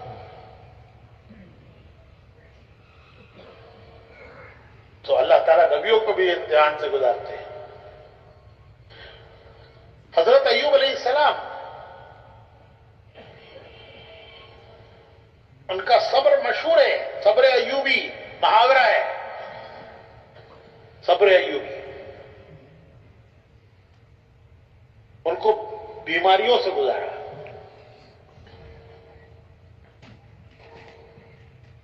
ایسی بیماری کہ وہ گاؤں سے نکل کر پہاڑ کے ایک غار میں انہوں نے پناہ لی۔ جیسے کسی بیمار کو آئسولیشن کرتے ہیں، آئسولیشن، تو وہ پہاڑ کا غار ایوب علیہ السلام کا کوارنٹائن تھا۔ کیا؟ کوارنٹائن میں رہے پہاڑ کے غار میں۔ سب نے ساتھ چھوڑ دیا، حالات اچھے ہوتے ہیں سب ساتھ دیتے ہیں، حالات بگڑتے ہیں تو سب ساتھ چھوڑ دیتے ہیں۔ تو وہ اکیلے غار کے پہاڑ کے غار میں رہے، ایک بیوی وہ ساتھ دیتی رہی آخر تک۔ تکلیف پڑی تو انہوں نے دعا مانگی، صبر کا پیالہ چھلک گیا، صبر ایوبی پیالہ چھلک گیا، دعا مانگی انہوں نے۔ قرآن کریم میں ہے دعا، ان کی دعا مانگی ہوئی ہے، ربی انی مسنی الضر وانت ارحم الراحمین، ربی انی مسنی الضر وانت ارحم الراحمین۔ اے اللہ اس بیماری نے مجھے بہت تکلیف پہنچائی ہے، مجھے تکلیف ہو رہی بہت، اور تو بڑا رحم کرنے والا ہے، ارحم الراحمین، بڑا رحم کرنے والا ہے۔ تو اللہ پاک نے ان کے لیے ایک چشمہ جاری کیا اور فرمایا کہ اس میں غسل کرو۔ جب انہوں نے غسل کیا سب بیماریاں دور ہو گئی۔ وہ چشمہ وہ ترکی میں ہے، وہ غار بھی اور وہ چشمہ بھی۔ ہم آج گئے تھے جماعت میں تو ہم نے وہ دیکھا، وہ لوگ اس کی زیارت کرتے ہیں غار کی کہ حضرت ایوب علیہ السلام نے یہاں بیماری کے دن کاٹے تھے، اور وہ چشمے کا پانی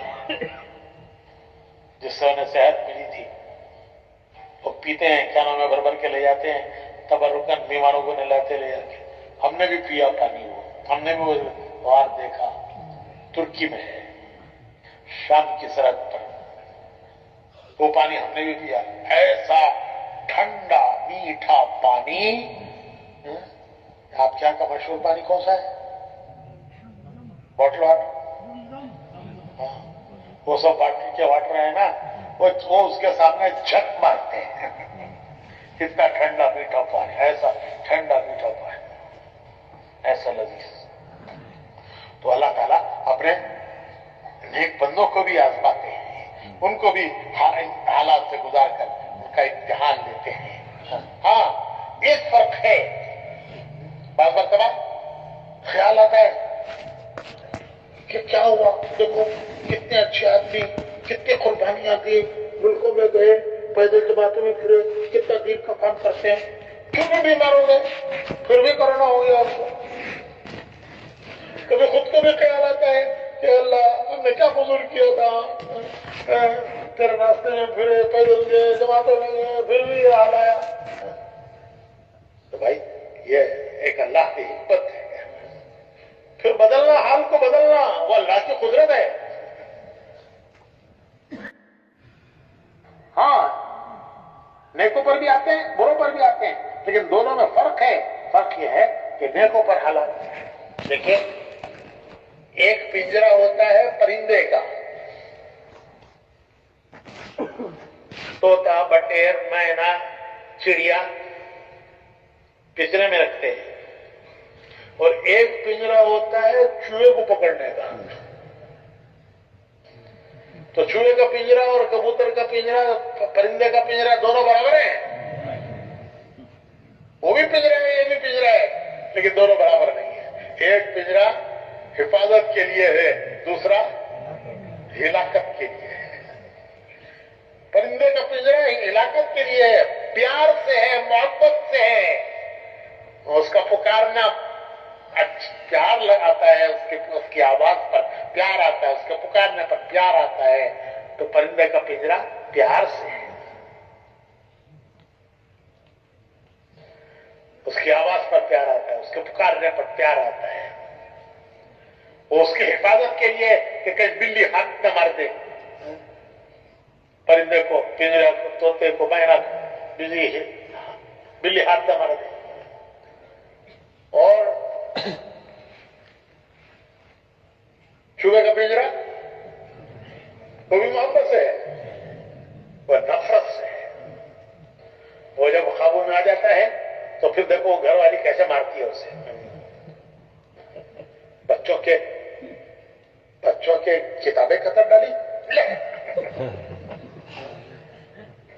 ان کے اسکول کے یونیفارم قطر ڈالے، کیسے غصہ اٹھاتی ہے۔ تو پرندے دونوں پرندے ہیں، یہ دونوں پنجرے ہیں، لیکن ایک پنجرا حفاظت کے لیے، دوسرا ہلاکت کے لیے۔ ایک پنجرا محبت سے، پیار سے، دوسرا پنجرا نفرت سے، غصے سے۔ دونوں کو کھلاتے ہیں، دونوں کو، اسے بھی دانا ڈالتے ہیں، کسی بھی پکڑنے کے لیے کچھ لگاتے ہیں۔ ہمارے یہاں وہ ناریل کو روسٹ کر کے لگاتے ہیں پنجرے میں، وہ جو چوہوں کو پکڑنے کے لیے لگاتے ہیں۔ تو ناریل کو روسٹ کرو تو کیسی خوشبو آتی ہے، بچہ کہتے ہیں اماں دے دے، تو ماں کہتے ہیں نہیں یہ تیرے لیے نہیں ہے، چوہے کے لیے ہے۔ تو چوہے سے زیادہ محبت ہے، نہیں اس کو پکڑنا ہے۔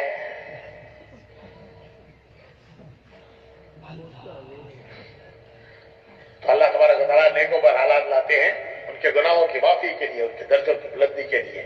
اور دوسری بات یہ ہے کہ نیک لوگوں کے ساتھ ابتدا ہوتی ہے مشکلوں سے، مشقتوں سے، اور انتہا کامیابی۔ ان کی ابتدا مشقتوں مشکلوں سے، اور ان کی انتہا کامیابی. اور باغیوں کی ابتدا عیش و عشرت سے اور انتہا ناکامی. فرعون شداد نمرود حامان سب کی ابتدا عیش و عشرت سے اور سب کی انتہا ناکامی. اور اللہ کے نیک بندے ابتدا مشقتوں سے اور انتہا کامیابی. حضرت یوسف علیہ السلام کا قصہ اللہ نے بہت تفصیل سے قرآن میں بیان کیا. احسن القصص جس کو اللہ کے بہترین قصہ، وہ کیسا پیارا قصہ ہے. تو اس قصے کا ابتدائی دور، یوسف علیہ السلام کے قصے کا ابتدائی دور، حالات پر حالات، پریشانیوں پر پریشانیاں، تکلیفوں پر تکلیفیں، یہ ابتدائی دور ہے. گھر سے نکالے گئے، بھائیوں نے ترکیب دے کر گھر سے نکال دیا. گھر سے نکلے، ماں باپ سے جدا ہوئے، مصر کے بازار میں غلام بنا کر بیچے گئے. پھر ایک تہمت لگا کر جیل خانے میں ڈال دیے گئے. حالات پر حالات آ رہے ہیں کہ بھائیوں کی اسکیم چل گئی، ان کی اسکیم چل گئی. گھر سے نکلے، مصر میں لا کے بیچے گئے. پھر زلیخا کی اسکیم چل گئی، غلام بنا کر تہمت لگا کر جیل میں ڈالے گئے. پتہ نہیں کتنا زمانہ گزرا. علماء نے لکھا ہے کہ 10 سال جیل میں گزرے ہیں. کتنے سال؟ 10 سال جیل میں گزرے ہیں. لیکن وہ اپنا کام کرتے رہے. 10 سال حضرت یوسف علیہ السلام کے جیل میں گزرے ہیں. 10 سال کوئی معمولی بات ہے؟ زندگی گئی. اور اصل کام کی جو زندگی ہے، جوانی کی زندگی، اس کا ایک 10 سال کا ایک حصہ 10 سال جیل میں گزرے. لیکن وہ وہاں بھی اپنا کام کرتے رہے. جیل میں کیسے کام کریں گے؟ مائک لگا کے سب کو جمع کر کے بیان کریں گے. جیل میں کیا اس کا موقع ہے کہ مائک لگا کر جمع کر کے بیان کرو؟ نہیں، وہ ایک ایک کو سمجھاتے رہے، ایک ایک کو سمجھاتے تھے، ایک ایک کو اللہ سے جوڑتے تھے کہ تمہارا مالک کون ہے. وہ زمین و آسمانوں کا پیدا کرنے والا، اسی کا راج للہ ما فی السماوات وما فی الارض. وہ کون ہے؟ زمین و آسمانوں کا پیدا کرنے والا. کیا ایک اللہ کی پوجا کرنا، اس کی عبادت کرنا، اس کے آگے سر جھکانا، کیا یہ بہتر ہے یا سینکڑوں کی عبادت بہتر ہے؟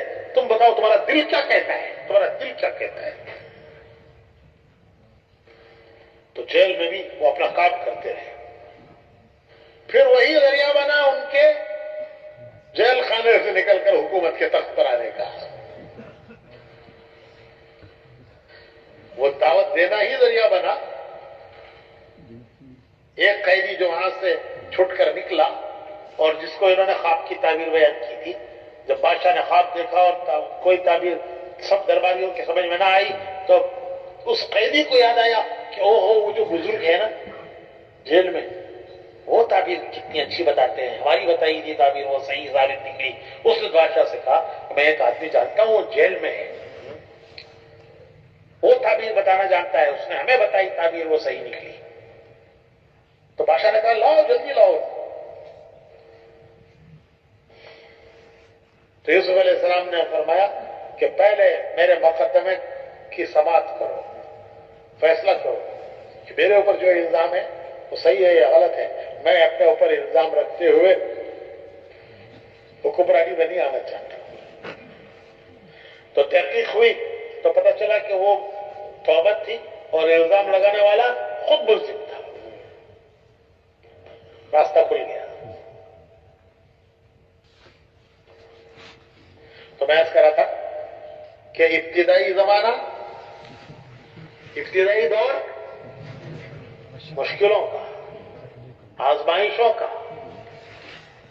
ایک دور گزرا، پتہ نہیں کتنے برس گزرے مشکلوں کے، آزمائشوں کے، پھر اللہ کا غیبی نظام حرکت میں آیا، اللہ کا غیبی نظام حرکت میں آیا کہ بادشاہ کے خواب کی تعبیر درباری نہ بتا سکے، اور قیدی کو یاد آیا کہ یہ بزرگ یہ بتا سکتے ہیں، پھر انہوں نے تعبیر بتائی کہ 7 سال فصلیں ہوں گی بہت زبردست بپر کراپ، اور پھر 7 سال آئے گا قحط، تو 7 سال کی فصلوں کو قحط کے آنے والے 7 سالوں کے لیے محفوظ کرو، اور طریقہ بھی بتایا کہ انہیں بالیوں میں سے نہ نکالو، جتنی ضرورت ہے اتنی نکالو، باقی بالیوں میں رہنے دو، ورنہ سب نکال دو گے تو خراب ہو جائے گی۔ پھر جب قحط کا زمانہ آئے گا تو یہ بچایا ہوا 7 سال کا کام آئے گا، اور اس کے بعد 14 سال کے بعد بیج بونے کے لیے بھی تمہارے پاس ہونے چاہیے۔ 15 سال کی اسکیم بتائی یوسف علیہ السلام نے، 15 سالہ پلان۔ بادشاہ نے کہا کہ یہ میرے بس کا نہیں ہے، یہ 15 سال یوں سنبھالنا میرے بس کا نہیں ہے، تم چلا سکتے ہو؟ انہوں نے کہا کہ ہاں انی حفیظ علیم، میں جانتا ہوں۔ تو بادشاہ نے کہا لو تمہارے حوالے ہے۔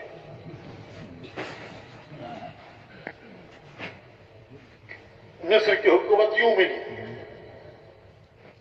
اور ابتدائی دور آزمائشوں کا، مشقتوں کا۔ تو میرے بھائیوں اور دوستو، حالات سے آدمی گھبرائے نہیں، اسی کا نام ہے استقامت۔ کبھی حالات دوسروں کی طرف سے ہوتے ہیں، کبھی حالات اپنوں کی طرف سے ہوتے ہیں۔ اپنوں کی طرف سے جو ہوتے ہیں وہ زیادہ سخت ہوتے ہیں، دوسروں کی طرف سے جو ہوتے ہیں وہ اتنے سخت نہیں ہوتے، جو اپنوں کی طرف سے آتے ہیں وہ زیادہ سخت ہوتے ہیں۔ وہ سب کو برداشت کرنا اور جھیل کر نکلنا، پھر اللہ حالات کو بدلتا ہے، اللہ حالات کو بدلتا ہے۔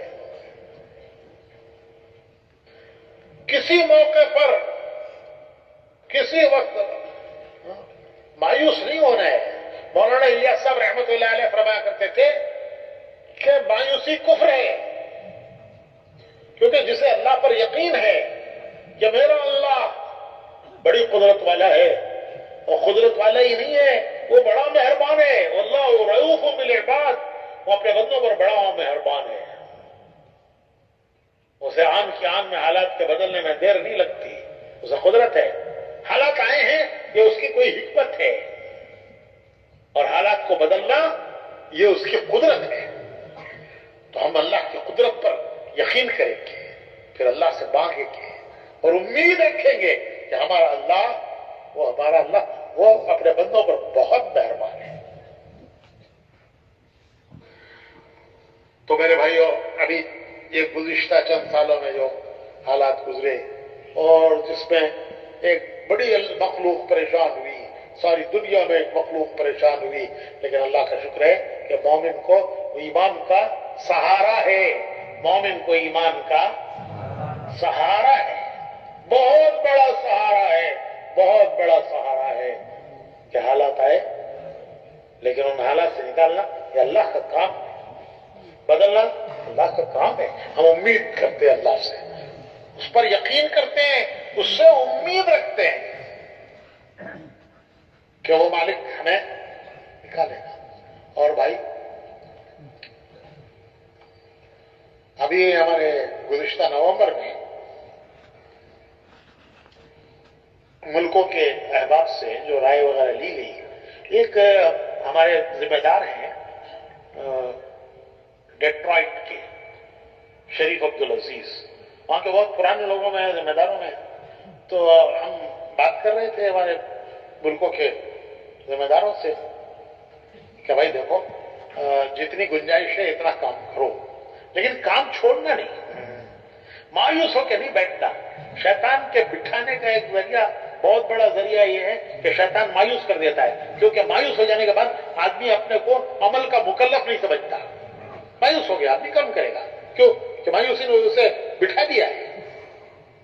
تو ہم کہہ رہے تھے ان سے کہ دیکھو مثال دے کے کہ دیکھو ہائی وے پر بورڈ لگے ہوئے ہوتے ہیں یہاں کتنا چلانا چاہیے، کتنی اسپیڈ جانا چاہیے. یہاں 60 کلومیٹر جا سکتے ہیں، یہاں 80 کلومیٹر جا سکتے ہیں. یہ ہائی وے پر بورڈ ہوتے ہیں. تو جہاں 60 ہے وہاں 60 چلاؤ، جہاں 80 ہے وہاں 80 چلاؤ. بے شک قوانین کو توڑو بات، پابندی کرو، لیکن اس پابندی کے ساتھ جتنا کر سکتے ہیں اتنا تو کرو. تو انہوں نے بڑی عجیب بات کہی. انہوں نے یہ کہا کہ ہمارے یہاں اگر 80 کی لمٹ ہے اور کوئی 60 چلاتا ہے اس پر بھی فائن ڈالتے ہیں. لمٹ 80 کی ہے تو 60 کیوں چلا رہے ہیں، اس پر بھی فائن ڈالتے ہیں. تو ہم نے ان سے کہا کہ بھائی 80 کی لمٹ ہے، کوئی 90 چلائے تو فائن ڈالنا سمجھ میں آتا ہے کہ 80 کی لمٹ تم نے 90 کیوں چلایا، 60 کی لمٹ تم نے 70 کیوں چلایا. تو 80 کی لمٹ پر 60 چلائے تو یہ فائن کیوں ڈالتے ہیں، یہ تو سمجھ میں نہیں آیا. وہ کہنے لگے کہ اس کو فائن اس لیے ڈالتے ہیں کہ پیچھے جو 80 چلانے والا چلانا چاہتا ہے تو اس کے لیے رکاوٹ بنا ہوا ہے. تو 60 چلا رہا ہے تو 60 چلا کر 80 کی لمٹ میں جو پیچھے 80 چلانا چاہتا ہے اس کے لیے تم رکاوٹ بنے ہوئے ہو، اس لیے تمہیں فائن ڈالنا چاہیے. تو میں کہنے لگا یا اللہ تو ہم تبلیغ والوں کو فائن مت ڈال. کیا ہم اپنی استطاعت دیکھ رہے ہیں؟ ہم یہ نہیں دیکھ رہے جس کتنا جا سکتے ہیں اتنا جاؤ. کرے نہیں احتیاط. ارے بھائی احتیاط ٹھیک ہے، لیکن احتیاط کے معنی یہ تھوڑی ہی ہے کہ 80 ہے تو 60 جاؤ، 80 ہے تو 80 تک جاؤ. تو پھر اللہ کہیں ہمیں فائن نہ ڈال دیں کہ ہم دوسروں کے لیے نہ کرنے کا یا کم کرنے کا سبب نہ بنے.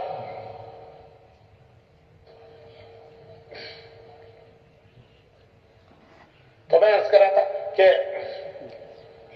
یہ تھوڑے سے جو حالات گزرے، پھر اللہ کا شکر ہے اللہ نے ان سے نکالا، اللہ نے ان سے نکالا. تو اب بھائی ہمارا مشورہ یہ ہے کہ ہم دیکھیں کہ کتنا ہم کر سکتے ہیں، جتنا ہم کر سکتے ہیں اس میں کمی نہ کریں، اس میں کمی نہ کریں. جو پابندی ہے اسے بھی اختیار کریں، اور جتنا کر سکتے ہیں اس میں کوئی کمی بھی نہ کریں. مایوس ہو کر بیٹھ جانا نہیں ہے. بس میں ایک آخری قصہ سنا کر بھی اپنی بات ختم کرتا ہوں. ایک بزرگ گزرے ہیں شیخ سعدی رحمت اللہ علیہ، بڑے بزرگوں میں گزرے ہیں. تو وہ جا رہے تھے شیراز، ان کا وطن تھا. تو شیراز سے وہ جا رہے تھے بغداد علم حاصل کرنے کے لیے. بغداد اس زمانے میں مرکز تھا، ہر چیز کا مرکز تھا، علماء کا بھی مرکز تھا، علم کا بھی مرکز تھا، صوفیہ کا بھی، بزرگوں کا بھی مرکز تھا، اور سلطنت بنو عباسیہ کا دارالخلافہ تھا، بنو عباس کا. تو یہ جا رہے تھے شیراز سے بغداد علم حاصل کرنے. غریب آدمی تھے، کوئی سواری نہیں تھی ان کے پاس، تو پیدل چلے شیراز سے بغداد، پیدل چلے. کوئی ان کے پاس سواری نہیں، نہ کوئی اونٹ نہ کوئی گھوڑا. راستہ سخت تھا، پتھریلی زمین تھی. چلتے چلتے ان کے جوتے ٹوٹ گئے، سخت زمین، جوتے ٹوٹ گئے. جب جوتے ٹوٹ گئے تو انہوں نے وہ نکال کے پھینک دیے اور پیدل چلنے لگے. جس زمین پر جوتے پھٹ گئے ہوں اس پر پیروں کا کیا حال ہوا ہوگا. تھوڑی دیر میں پیروں میں زخم آ گیا، پیر زخمی ہو گئے، آبلے آ گئے اور چلنے کے قابل نہ رہے. تو وہ راستے سے ہٹ کر ایک کنارے بیٹھ گئے، راستے سے ہٹ کر ایک کنارے، اور ان کو بڑا رونا آیا. بہت رونا آیا، روئے، بہت روئے۔ یہ ایک کیفیت ہوتی ہے، یہ ایک کیفیت ہوتی ہے کہ آدمی کا دل بھر آتا ہے۔ وہ کیفیت ایسی ہوتی ہے کہ اس سے آدمی فائدہ اٹھا کر اللہ سے قریب ہو جائے، لیکن اسے گنوا دیتے ہیں، ادھر ادھر کی باتیں کر کے، کسی پر الزام ڈال کر، کسی کو اس کا وجہ ذریعہ بتا کر۔ لیکن یہ وقت ہوتا ہے کہ آدمی اللہ کی طرف متوجہ ہو کر اللہ سے قریب ہو جائے، کہ اللہ تعالیٰ فرماتے ہیں کہ میں تو ٹوٹے ہوئے دلوں کے قریب ہوں، میں تو ٹوٹے ہوئے دلوں کے پاس ہوں۔ تو شیخ سعدی کو بہت دل دکھا اور وہ بہت روئے۔ رونا کس بات پر؟ رونا اس بات پر ان کو آیا کہ یا اللہ، اگر میرے پاس سواری ہوتی تو میں اب تک بغداد پہنچ جاتا، اور بغداد پہنچ کے کیا کرتے؟ کوئی ملازمت کرتے ہیں، کوئی تجارت کرتے ہیں، کوئی دنیا کماتے ہیں، کیا کرتے ہیں؟ وہ تو دین کا علم حاصل کرنے کے لیے جا رہے تھے، قرآن پڑھتے، حدیث پڑھتے، اس کا علم حاصل کرتے۔ اس پر انہیں رونا آیا کہ میرے پاس سواری نہیں، اور اے اللہ میرے تو جوتے بھی پڑ گئے اور میرے تو پیر بھی زخمی ہو گئے، میں تو چلنے کے قابل بھی نہیں رہا۔ اس پر روئے۔ تھوڑی دیر میں انہوں نے دیکھا کہ اس راستے پر جس راستے سے یہ ہٹ کر بیٹھے تھے، اسی راستے پر ایک آدمی جا رہا ہے، اس کی ٹانگیں ہی نہیں ہیں۔ یہ اللہ کی طرف سے تربیت کا انتظام۔ تو انہوں نے دیکھا کہ ایک آدمی اس راستے پر جا رہا ہے، اس کی ٹانگیں ہی نہیں ہیں۔ تو یہ کہنے لگے اللہ تو مجھے معاف کر دے، میں اس پر رو رہا ہوں کہ میرے پاس سواری نہیں ہے، میرے پاس جوتے نہیں ہیں۔ ایک تیرا وہ بندہ بھی ہے جس کے پاس ٹانگیں ہی نہیں ہیں، اور وہ دو ہاتھ دو پیر پر سرکتا جا رہا ہے۔ جس کی ٹانگیں نہیں ہوتی ہیں وہ دونوں ہاتھوں کے سہارے رینگتے ہوئے سرکتے ہوئے جاتا ہے۔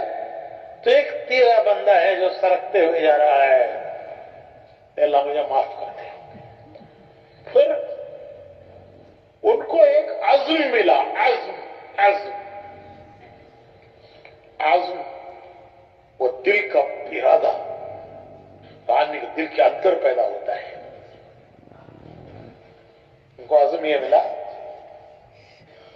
کہ ایک آدمی پیروں کے نہ ہونے کے باوجود وہ منزل کے سفر سے رکا نہیں اور راستے سے ہٹا نہیں، اور میں راستے سے بھی ہٹ گیا اور منزل کے سفر سے بھی رک گیا۔ ایک عزم ملا ان کو۔ یہ عزم جو ہے کسی بزرگ سے نہیں ملا، کس سے ملا؟ ایک معذور سے۔ پھر وہ کھڑے ہو گئے اور ان کو پھر اللہ نے بغداد پہنچایا، اور پھر ان کو وہ علم ملا کہ جو علم آج تک، جو ان کی کتابیں ہیں ہمارے مدرسوں میں آج تک پڑھائی جا رہی ہیں، آج تک ان کا علم نافع پڑھائی جا رہی ہے۔ تو میرے بھائیوں، مجھے بس یہ عرض کرنا ہے کہ اللہ نے ہمیں بھی ایک راستہ دیا ہے۔ پہلے دن سے یہاں سے مذاکرہ ہو رہا ہے کہ ہم خوش نصیب ہیں، ہم خوش نصیب ہیں۔ اللہ نے ہمیں ایک کام کے لیے قبول فرمایا ہے، ایک راستے پر اللہ نے ہمیں ڈالا ہے، اللہ نے ہمیں ڈالا ہے۔ یہ کوئی ہمارا حق نہیں تھا جو ہمیں ملا، یہ تو اللہ کا کرم ہے کہ اس نے ہمیں ایک راستے پر ڈالا ہے۔ بس بھائیوں، بات صرف اتنی ہے کہ حالات کی وجہ سے، کسی وجہ سے بھی ہم راستے سے نہ ہٹیں اور منزل کے سفر سے نہ رکیں۔ یہ استقامت ہے۔ میں نے شروع میں عرض کیا کہ ہم یہاں اس لیے جمع ہوئے ہیں کہ اللہ ہمیں اپنے کام کے لیے قبول فرما لے، اللہ ہمیں اپنے کام کے لیے قبول فرما لے۔ اور ہم سے اس طرح کام لے لے جس طرح کام لینا اللہ کو پسند ہے، اسی کے مذاکرے ہیں کہ اللہ ہمیں ہماری زندگیوں میں پیدا فرما دے۔ بس آخری بات بھائی یہ ہے کہ نیت کریں، ارادہ کریں کہ اللہ نے ہمیں ایک راستہ دیا ہے، ہمیں ایک راستے پر ڈالا ہے۔ ہم بہت سے، میں ایک قصہ سناتا ہوں۔ ہمارے بزرگوں میں ایک تھے کرنل امیر الدین صاحب، پرانے لوگوں میں انتقال ہو گیا، اللہ نے ان سے بڑا کام لیا۔ ان کے پاس جماعت گئی، یہ جو روزانہ کی محنت ہے نا، وہ جو کل مذاکرے ہو رہے تھے، دو دو کی جوڑیاں بناؤ، گھر گھر چھانو، گھر گھر جاؤ، بڑی دولتیں امت میں اللہ نے رکھی ہے، جیسے زمین کے اندر خزانے ہیں، اس سے بڑے بڑے خزانے انسانوں کے اندر ہیں، وہ گھروں میں بند ہیں، گھروں میں بند ہیں۔ ہمارے حاجی عبدالوہاب صاحب فرمایا کرتے تھے کہ گھر تو عورتوں کے رہنے کی جگہ ہے، تم مردوں کی تھوڑی ہے۔ ان کی باتیں یاد آتی ہیں، وہ کہتے تھے ارے گھر تو عورتوں کے رہنے کی جگہ ہے، تم مردوں کے رہنے کی جگہ تھوڑی ہے۔ تو بڑی بڑی صلاحیتیں امت میں، اور وہ ان صلاحیتوں کو جیسے زمین کو کھود کر اس کے اندر سے سورہ چاندی زمین کھانے ہیں ان میں نکالی جاتی ہے، اس طرح یہ گھر گھر کی محنت سے انسانوں کی صلاحیتیں رخ پر پڑتی ہیں، راستے پر پڑتی ہیں۔ تو جماعت گئی ان کے گھر پر، کرنل صاحب انگریز کی فوج میں کرنل تھے، اور اس زمانے میں کرنل کا عہدہ ہندوستانیوں کو نہیں ملتا تھا، انگریزی ہوتا تھا کرنل۔ تو ان کے بنگلے پہ گارڈ رائفل لے کے کھڑا ہوا، اس سے جا کے جماعت نے درخواست کی کہ ذرا ہمیں صاحب سے ملاقات کرا دو۔ اس نے دیکھا کہ اچھے لوگ معلوم ہوتے ہیں، ٹوپی، جبہ، داڑھی، جہاد پہ تسبیح، اسے بہت رحم آیا۔ اس نے کہا کہ اچھا میں ذرا صاحب سے اجازت لے کے آتا ہوں۔ وہ اندر گیا، اس نے جا کر کرنل صاحب سے کہا کہ صاحب کچھ مولوی لوگ آپ سے ملنے آئے ہیں۔ تبلیغ والے تو سب مولوی لگتے ہیں نا، کچھ مولوی لوگ آپ سے ملنے آئے ہیں۔ تو کرنل صاحب نے سوچا کہ مولوی آئے ہیں تو کیوں آتے ہیں؟ عام خیال کیا ہے لوگوں کا؟ یہ چندہ کرنے آئے ہوں، کوئی مسجد، کوئی مدرسہ، کوئی یتیم خانہ، تو ایک دو ہوتے تو کچھ دے کے روانہ کر دیتا، یہ تو بہت سارے ہیں، پتہ نہیں کتنی لمبی وہ ڈیمانڈ کریں گے، تو کسی طرح ان سے بچنا چاہیے، کسی طرح ان سے۔ تو ان کو خیال آیا، انہوں نے یہ کہا کہ جا کر کہہ دو کہ صاحب گھر میں نہیں ہے، صاحب گھر میں نہیں ہے۔ وہ سینٹری آیا باہر اور اس نے آ کر یہ کہا جماعت سے کہ صاحب کہہ رہے ہیں صاحب گھر میں نہیں ہیں۔ اسے سارا بھاڑا پھوڑ دیا کہ صاحب کہہ رہے ہیں صاحب گھر میں نہیں ہے۔ کرنل صاحب نے بھی سن لیا کہ میرا گارڈ کیا کہہ رہا ہے، انہوں نے بھی گھر میں سن لیا۔ تو شریف آدمی تھے، ان کو بڑی شرم آئی کہ میرا تو بھاڑا پھوٹ گیا۔ وہ فوراً باہر نکلے اور اس کو ڈانٹا کہ ارے تجھے میں نے ایسی کہا تھا۔ تو وہ غریب کیا کہتا، صاحب یوں ہی کہا تھا آپ نے، اس کی تو چھٹی ہو جاتی پھر اس کی۔ بس وہ دن تھا کہ وہ تبلیغ میں لگ گئے اور آگے بڑھتے چلے گئے، بڑھتے چلے گئے۔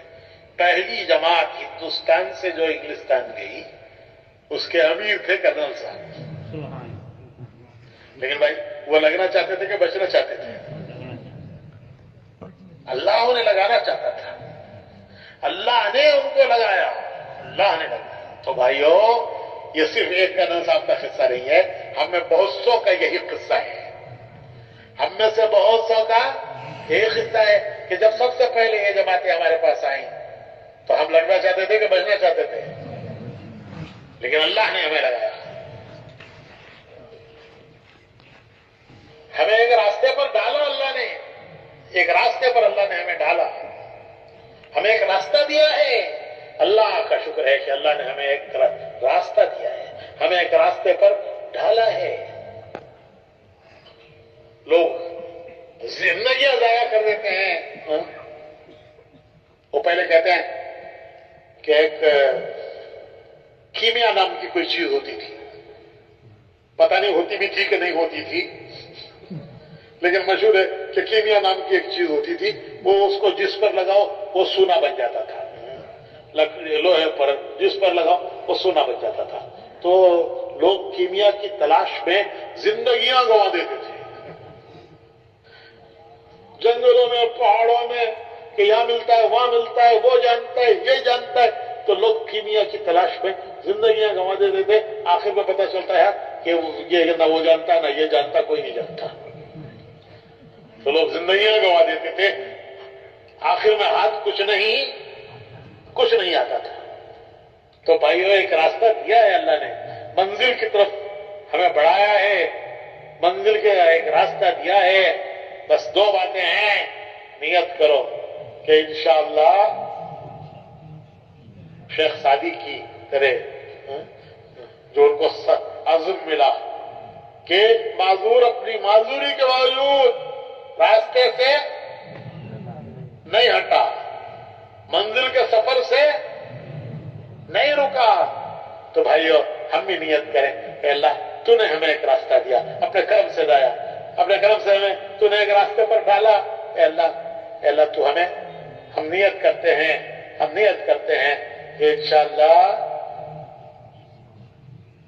منزل کے سفر سے، بولو بھائی، منزل کے سفر سے نہیں رکیں گے اور راستے سے نہیں ہٹیں گے.